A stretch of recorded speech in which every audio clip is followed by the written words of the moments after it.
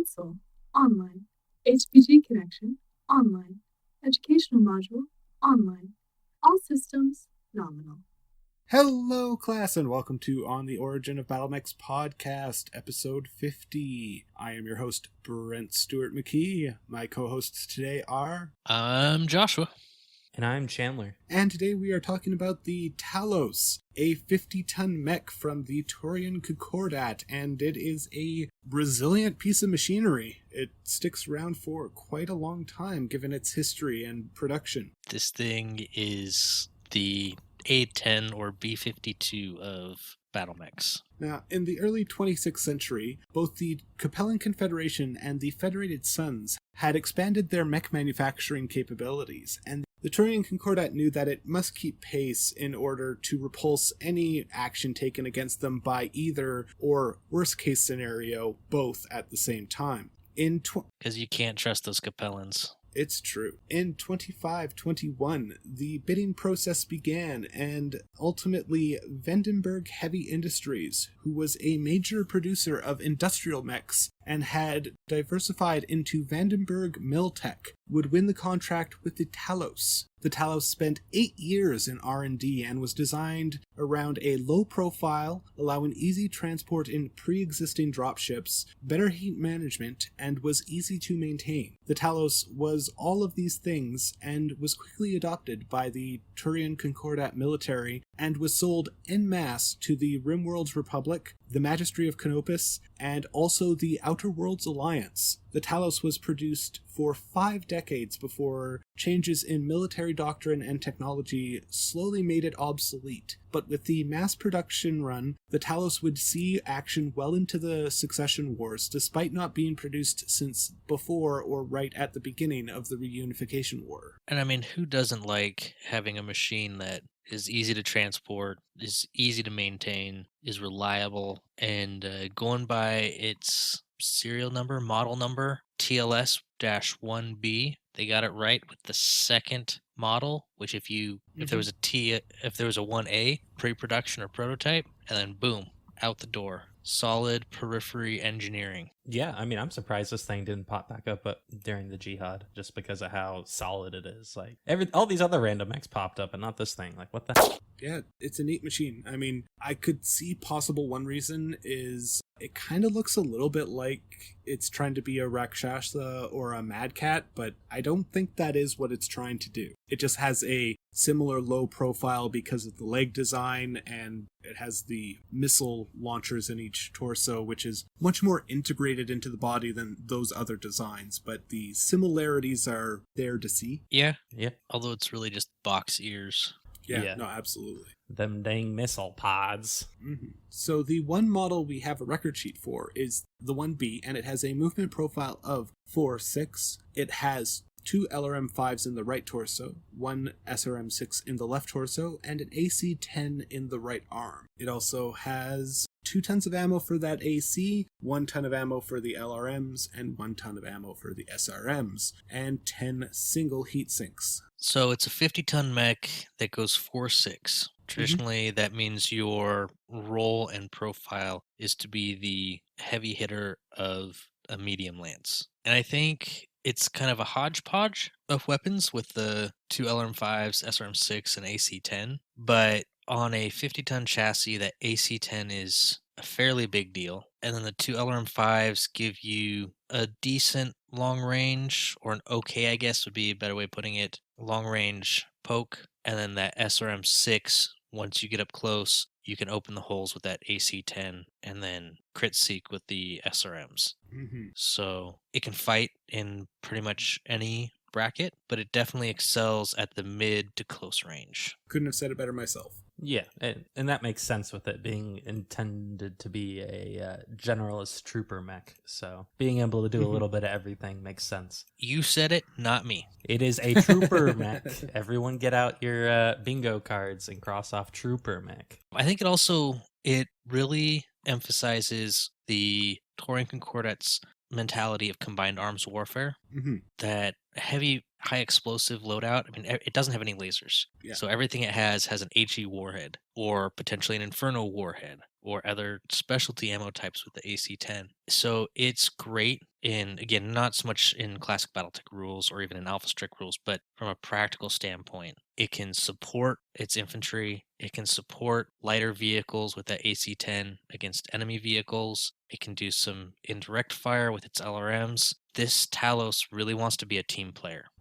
This guy is absolutely great. So the Talos only had one official model, but with its simple and elegant design and its prolific production run, you better believe this machine was customized a lot. And so today we are going to issue some homework. We're going to see what you can do with this machine. So for a month after this episode is live, we are going to take record sheets by email and on the Everything Battletech Discord. Now, when working on this, do remember the heart of this machine: simple, elegant, and mass-produced. Because we think this guy having only one record sheet is a travesty. But also having a note that it has been customized a lot, it's like, okay, challenge accepted. What can we do with this? And I opened up Solaris Skunkworks and I dug around a little bit in it, and I came up with a model that I think is quite interesting. I think it's a good upgrade and is neat. We will talk about each of our models when we talk about the ones we like the most that y'all submit, and we will do that in a bonus episode later on. And it doesn't just have to be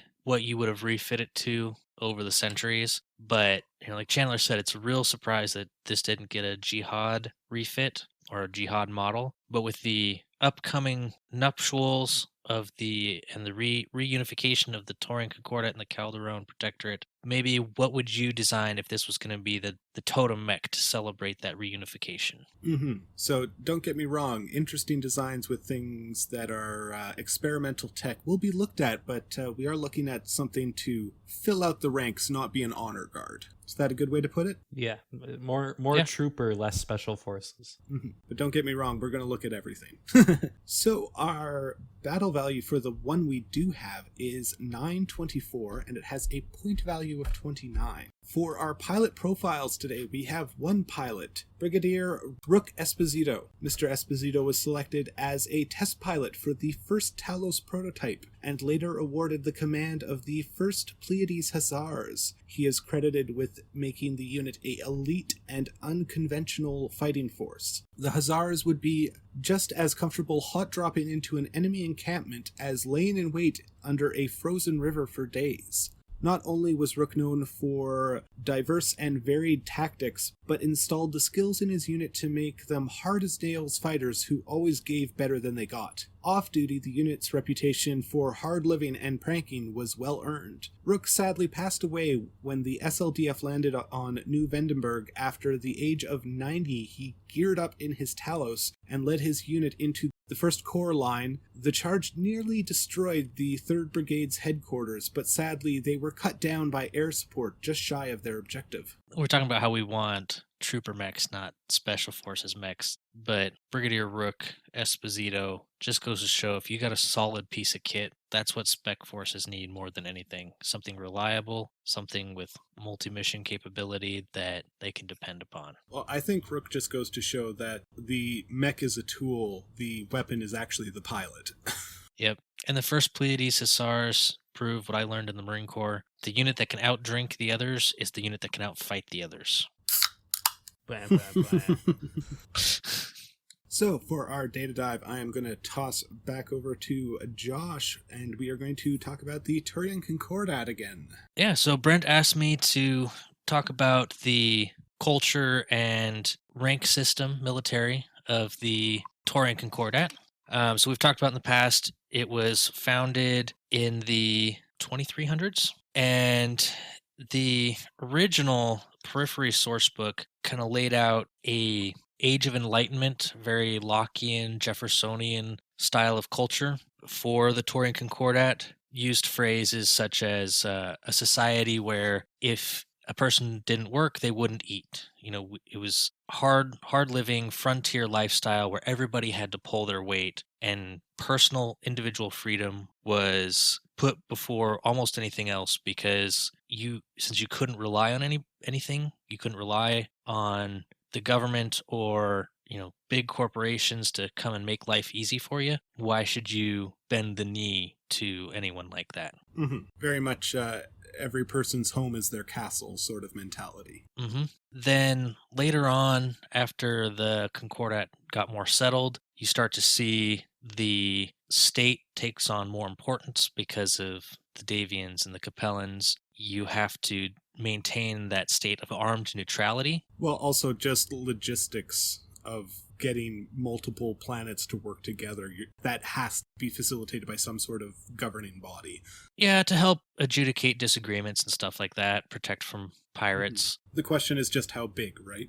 How big and how much do they focus on the individual's daily life, and how much do they focus on keeping other powers from interfering with individuals? And the way FASA Publication 1629 puts it is that the Taurian Concordat maintained a tense state of armed neutrality in the Age of War, and also spent the resources to developing its planets and its infrastructure and improving its citizens' lives. Mm-hmm. To the point that by the end of the Age of War, Taurians were considered more highly educated than pretty much anybody outside of the Terran hegemony, to the point that the Federated Sons actually began borrowing Taurian education systems and concepts to help improve the education of the Federated Sons itself. Which, is a pretty high compliment.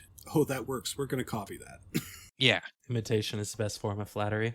Especially when those two nations have been historical rivals. Oh, yeah. Of course, when there was the fall of the Star League and that boot heel on the face of humanity for several hundred years, once the Taurians got out from underneath that harsh rule of the Star League, they cherished their independence even more as a nation. Although the next Periphery publication, 1692, starts introducing material that sounds like they kind of moved away from the ultra-libertarian nature. I mean, 100, 200 years of a dictatorial state planning your economy from Terra probably leaves some institutionalized behaviors. So Probably. One or two. 1692 starts introducing phrases about the culture, calling it capitalism with a face. Kind of the idea of we're capitalists, but we're not bad guys. Mm-hmm. 1692 starts introducing some of those welfare state, I guess. So you start to lose out that kind of freedom loving a little bit. And then you see the culture takes a drastic shift and almost split during the Fourth Succession War and then the clan invasion, with one group of the population becoming more and more reliant on the state, more and more aligned behind the idea of an ultra-powerful government and an economy focused on defense and the military-industrial complex in order to protect itself from foreign threats, primarily the Federated Sons. And then the other sect, or the other part of the population, kind of goes in the opposite direction and really splits and goes more towards personal independence, and instead of putting all of our money into the military, we should be putting it into science and exploration, and we should be trying to expand the human frontier and settle new worlds, up until the point where in the 3060s, they actually split, and that's kind of the schism that underlies the formation of the Calderon Protectorate. Mm-hmm. There's not as much on the societies of those two since then. The Periphery hasn't really had a full-scale book that dives into the social aspects during or after the jihad. Mm-hmm. I'm looking forward to one when it will come out. The closest we've gotten is the Arano Restoration, which, doesn't happen in the current timeline, or current time period. Yep. Reading between the lines, though, with the desire of both the Taurian nation as a whole wanting to reunify with the Calderon Protectorate, not as conquerors, but as equals, the waning power of the Junta, the military junta that's been ruling over the Taurian Concordat, and then on the other hand, the Calderon Protectorate's successes militarily while still preserving, the individual freedom and putting the individual ahead of the state, ahead of the group, makes me hopeful that we'll start to see them kind of move back towards that space libertarian, Lockean, Jeffersonian roots that we saw all the way back in TRO 1629. Mm-hmm. But we'll see. We will indeed. Now, as for the military structure, they really dig into that Age of Enlightenment military era for their ranks, and they don't have enough ranks the way a modern military person would consider it. So they've got 6 enlisted ranks: recruits, which are basically any person in the Taurian Concordat has to join the Taurian Defense Force at the age of 18. So yes, it's conscription. This is, again, during that period when individual freedom has been waning in favor of a strong military. Every Taurian at the age of 18 has to join the TDF and becomes a recruit, gets 18 weeks of basic training. Compare that to the real world, where the Marine Corps gives you about 21 weeks, so it's not bad. And there, the recruits have a rank insignia of a 5-pointed star, and then one tip of the star is colored black, and that's the rank insignia for a recruit. And this is where it bugs me the most, is it jumps from recruit to corporal. There's no ranks in between. That's a bit of a jump.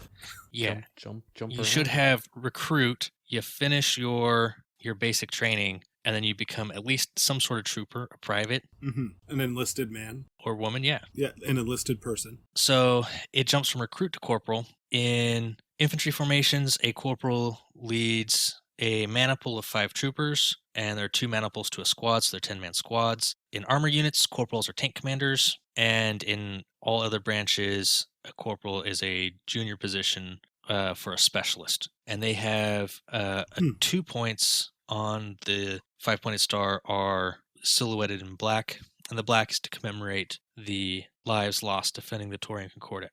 After corporal, you get section leader. They command a squad, or they command a maniple of tanks, which is 2 tanks. 3 maniples or 6 tanks is a Taurian lance, and then in all other positions, a section leader is a senior specialist, and they have 3 black silhouettes on their 5-pointed star. Force sergeant commands a platoon of 25 in the infantry, and in the armor commands a lance of 3 maniples, which is 6 vehicles. And force sergeant is the first rank for aerospace pilots, and is the first rank. So once you graduate your aerospace training, you automatically become a force sergeant.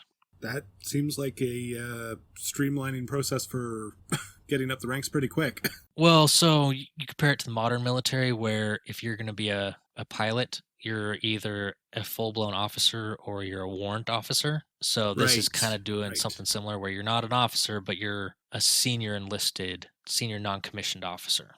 That's fair. It's just a little... It strikes me as strange to have the aerospace pilots on a different tier than the mech warriors, because the program... We haven't gotten to mech warriors yet. Not one of these ranks has been for a mech warrior. Fair enough.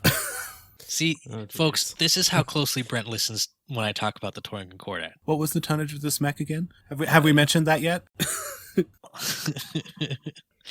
Does it have an AC-20? Well. So the force sergeant has... I'm going to clock out again. Every Taurian soldier has an AC-20 in his pants. Oh my. So force sergeant has 4 points on the 5 points, silhouetted in black. Lance sergeant is next. That is an assistant platoon commander. So it's a little weird here, because a force sergeant commands a platoon. Sorry, here? Say again? Sorry, it's a little weird here. It's been a little weird the whole walk. Yes.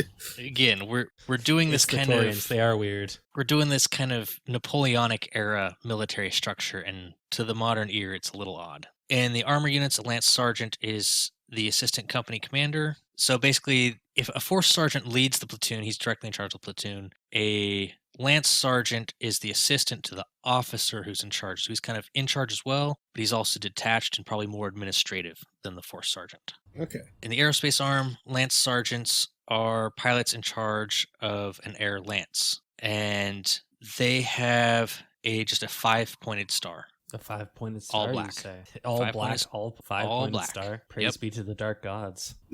The final enlisted rank is a battalion's chief sergeant or a air master, depending on if it's a infantry, tank, or aerospace. And they are the senior battalion NCO, or the senior... doesn't say what the Taurians use for their battalion level formations. A wing, I guess. And they have a 5-pointed star surrounded by laurel leaves. Then the officer ranks are coronet, subaltern / airmaster junior grade, brigadier, Airmaster senior grade, Colonel / Space Master, Comptroller / Commodore, and Marshal is the highest rank in the officer side. And briefly, Coronet is generally a company commander, or they are mech warriors, and they have a crescent moon. So there's your first mech warrior, and it's an officer rank, the Coronet. The subalterns are battalion commanders, and for battle mechs, they are lance commanders. Brigadier is a regimental XO, so kind of the major / lieutenant colonel for a modern military, and they will lead 4 or more companies into battle. So apparently a Taurian battalion is actually 4 companies instead of the more standard 3. Then the colonel is the senior regimental commander, and ship captains are called space masters. Then comptrollers, they are kind of a staff college, or what's the term? Chief of staff. Come on, guys, help me out. It's the guys who plan the wars. Staff officer. Yeah, so they're Nerd. comptroller. Comptrollers are staff officers. They don't actually command a unit themselves. They come up with the plans, the strategies. They organize commands, do all that kind of stuff. They get a cool black eagle on their lapel. That's their rank symbol. Very fancy. Are we the baddies?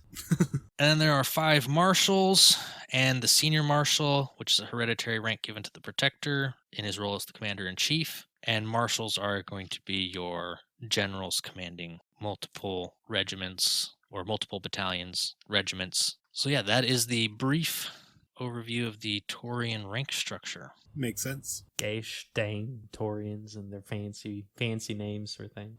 Coronets and subalterns. At least it's not a lieutenant. Ugh. As a Canadian, I object. We pronounce it lieutenant as well. You can object all you want. It's wrong.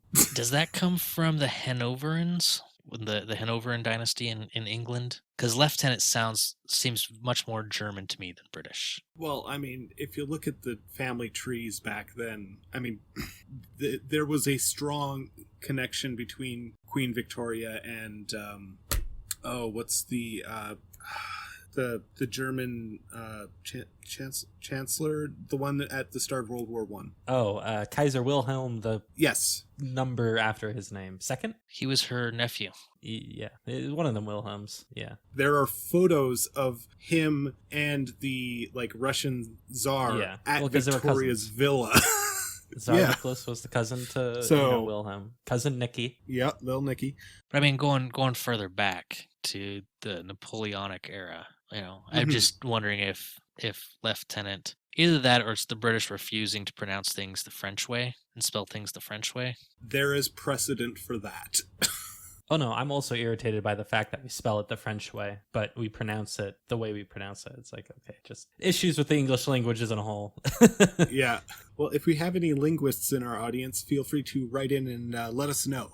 Our sources for today are Sarna, Battletech Battlemech Manual, Master Unit List, Succession Wars, TRO, and Record Sheets. FASA publication 1629 and 1692, both the Periphery. We are supported by our Patreons at patreon.com/on the Origin of Battlemechs. Our social media on Twitter is at Origin of Mechs. We also have a dedicated channel on the Everything Battletech Discord. Feel free to stop by and say hi. If you have any questions, requests for topics, or wish to contact us, our email is ontheoriginofbattlemechs@gmail.com. If you enjoy the show, I encourage you to let your friends know about us and to leave a review. Special thanks to my friend Laura for the intro and outro. Class dismissed. Everybody have a great day. Peace out, mech warriors. Stay safe out there. Module complete. System standby. Would you like to load the next module? All right. No one say a thing. I just had to curse him out. All right. And today we are Brent. talking to... Yeah. A thing. Why do you do these things? I have the power. Why do you do these things? Chandler, you keep this up, we're going to kick you off the team. Oh no. No, please, I stop.